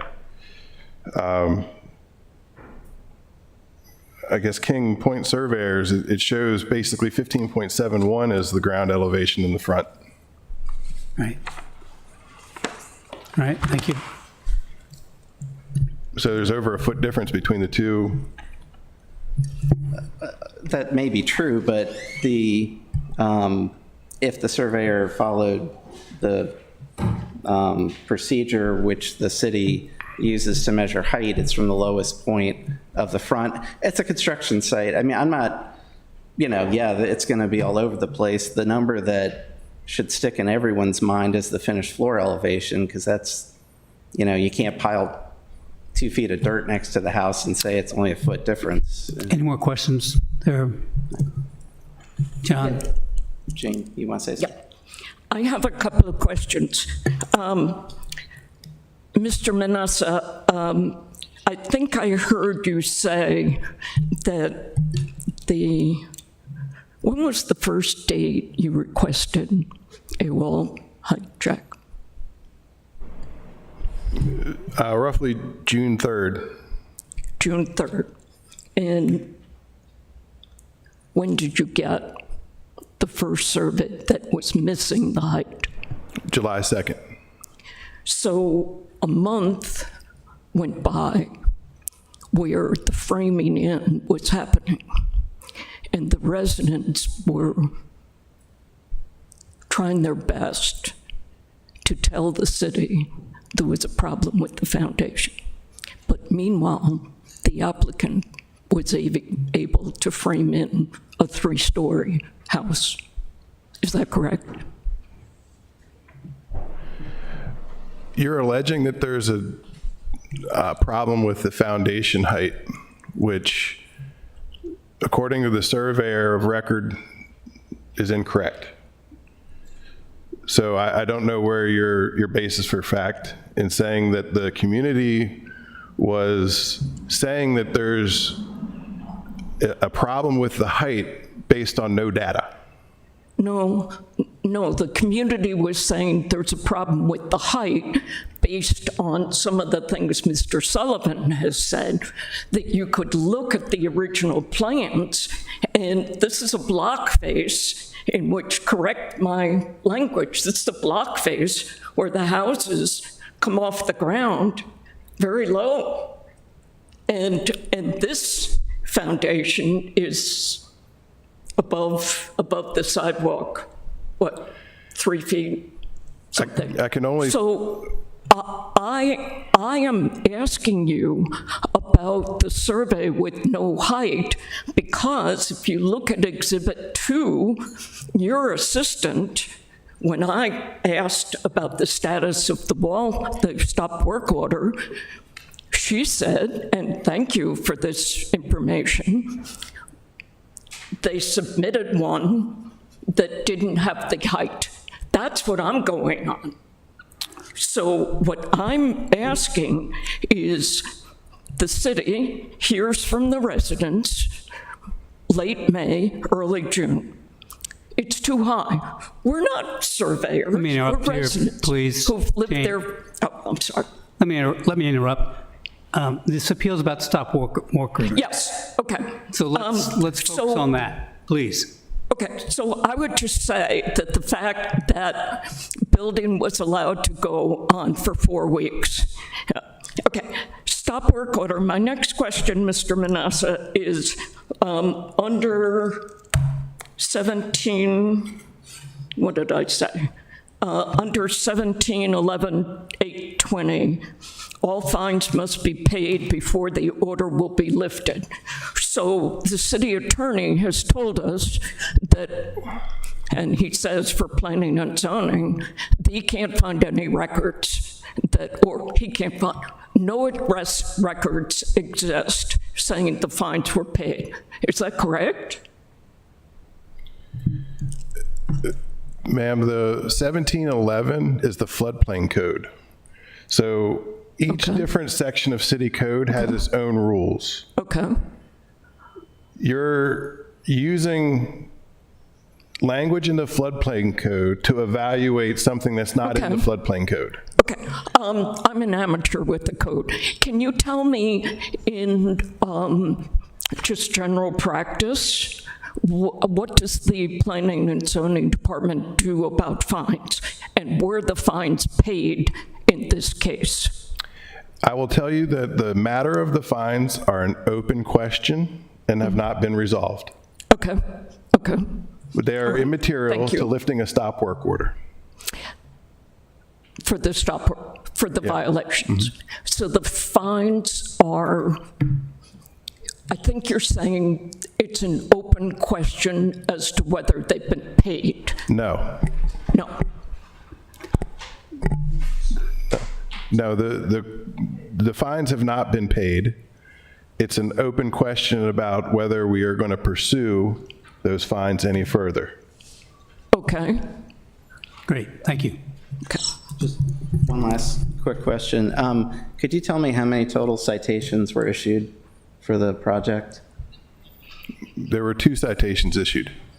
But you had notification that on at least 4 days work continued?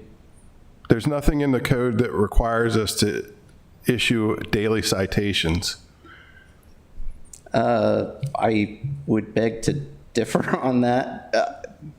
There's a section in property maintenance that deals with daily citations. If you look specifically in the building code, there is no requirement to issue citations daily. Thank you, thank you. So let's not get argumentative here. Yeah. Are there any public comments or testimony? The public, please. All right, thank you. We're going to close this part of the hearing. We're going to discuss this among ourselves. Gentlemen, this appeal is about the lifting of a stop work order or not, if I understand it. And was it appropriate to lift the stop work order, my read of this appeal, based on the information given to the city? I have questions for Mr. Manassa. There's discussion about the height of the first floor is incorrect. Does that make a difference in a permit application per se? Just the height of the first floor. If the first floor height changes, does that matter to the inspector? That's part one of the question. Part two of the question is, if the floor heights change, typically the roof is going to change. You know, a little bit I know. But if I look at the approved plans from the permit office, not from, so there's two different sets of approvals here. There's a site design approval under the section 21 of the code, R2NC district, and there's a site design approval. And that approval is not on the table here. I can only is it proper that the permit drawings presented to your department under 17 were approved by site design approval? Did they come through with an approval on them, typically? Yes, when we receive a building permit application, the zoning reviewers look at the building permit application and make sure that it complies with whatever zoning process it had to go through for approval prior. So the zoning reviewer reviews the building permit and makes sure that it matches. All right, thank you. On the permit drawings, it gives a ridge height of 30 feet. And it also gives floor heights. But under the two different surveyors, under both surveyors, there's a taller, under both surveyors, the ridge height is taller than what's approved in the building permit. How does that affect the building permit? Okay, the grading permit takes precedence for something like the finished floor height. The grading permit specifies what height the finished first floor was supposed to be. And it has precedence according to the code for location, grading, and it includes the finished floor height. The practical reality of making a construction project match exactly is something that I don't think I've ever measured to see how far off they are on a routine basis. But I would say it's rare to hardly ever that the finished first floor of a house actually matches 16 3/4 in this case exactly. And the surveyor reports it to be 16.98. And the term we would use is it's substantially in compliance with the design. Okay. There is a height and measure definition in zoning code that allows for 6 inches of leeway on either side of a number. So you can round to the closest number. So if a ridge height was specified at 30 feet and it comes in at 30 feet 6 inches, we can round to the lower number and call it compliant. So does the permit office, so what, forgive me, what was the stop work order for? What was the scope of the stop work order? The construction process for a new house or a house that experienced complete demolition and complete rebuild is a wall check survey. The wall check survey is a requirement. The planning department applies to the permit and says, as a standard condition, you have to provide a wall check survey before framing. In this case, the house was originally designed as a rebuild upon the existing foundation. With that being the case, the requirement for a wall check survey was never placed on the original document. When the permit was later revised because the foundation was substandard and not capable of supporting the totally rebuilt house, they revised their plans to include complete demolition. At that point, the wall check survey should have been a requirement, and I'm not aware if it ever was made a requirement, but it should have been. And when it came to our attention that we had not received one, we then required the builder, who is the owner, to supply the wall check survey, and that was roughly on June 3rd. And the requirement was to supply the wall check survey. When they did not provide that within a timely manner, we issued the stop work order. And once they supplied it, you lost the stop work order. Correct. Right. How does someone, where does a resident go to appeal the height of a project? So Is that under Title 17 or is it under 21? that's under Title 21. Because the site design package says a certain thing. I know we have a lot of information about the heights being off and the average heights being off, and so that's all, as much as I might be sympathetic, that's all under Title 21. And so that's a different route than what we can do here. So the stop work order was about the wall check. The city has been given appropriate documents, in my view. Gentlemen, more questions? Thank you. More questions? I guess kind of one of the questions I have would be, with how much does additional information come in require a initial point datum for the survey? If you have two surveys that don't match, are either one valid at this point? Is that, I don't, Yeah, I'm sort of just discussing amongst us. I don't know. I don't know. So I guess I can direct that to the Sure. to the city. You know, do you guys run across this? Does that require sort of a kind of an all stop? What's right here? No, I'm looking at this and I don't see an initial data point of where they started. Usually you do see that on a survey. You know, it's the initial marker on which they're starting their survey from.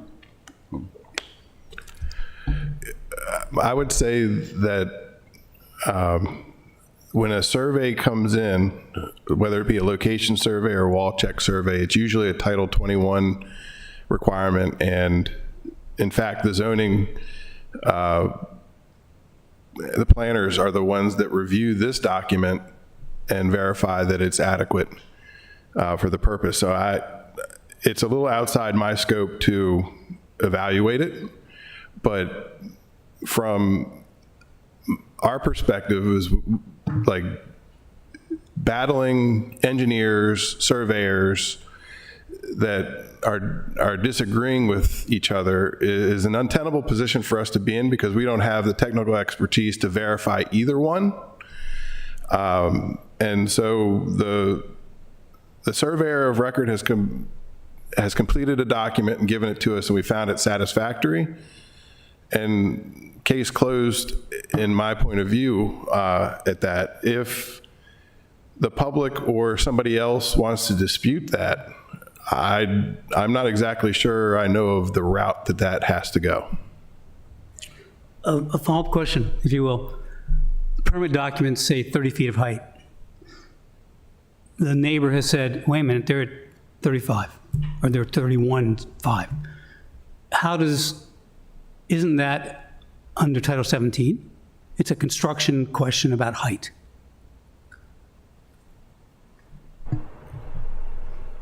It is, but you're dealing with a third party that's making an accusation that I don't have any way to verify. You know, I can only go by the document the professional submitted to me, which says it's 30.5. Well, I don't know, from a timing point of view, if the house was framed in and the roof was topped out when the surveyor came through and did this survey. I mean, I just don't know the timing of the project. So, you know, this was started back in the request. The survey location was July 2nd, a couple of different iterations until finally, looks like 7/18, you got what you needed. Was it the house already framed and topped out by then, or was it after the fact? It was completely framed and under roof at that point. And we verified on site that each individual floor was constructed according to plans, measuring just from the top of the first floor to the underside of the second floor trusses. And then again from the second floor I guess it's the subfloor, the second floor subfloor to the underside of the next floor above roof trusses, or I'm sorry, floor trusses. So what we were able to verify is that the individual floors were constructed according to plan. All right. More questions, gentlemen? I need to hear a motion. We'll close discussion. I need to hear a motion on how we should go forward. Do we deny the appeal? Do we uphold the appeal? Do we give additional information? Discussion over there? I move that we close the discussion. Second. Remember your microphones, Joe. I move that we close the discussion. All right. Second that motion. All in favor? All. All right. Do we have a motion? I move that we deny the appeal. We have a second? I'll second that Is there motion. discussion on that? Do we have a vote to deny the appeal? I have a vote. Who's in favor? 3-0. Thanks so much. It's been denied. If I may, as a editorial, it seems that many of the issues here are Title 21 issues that the building code, under our purview, we cannot address. It's really Title 21, which you've dealt with. Thank you so much, though. Thank you. Good package, but thank you.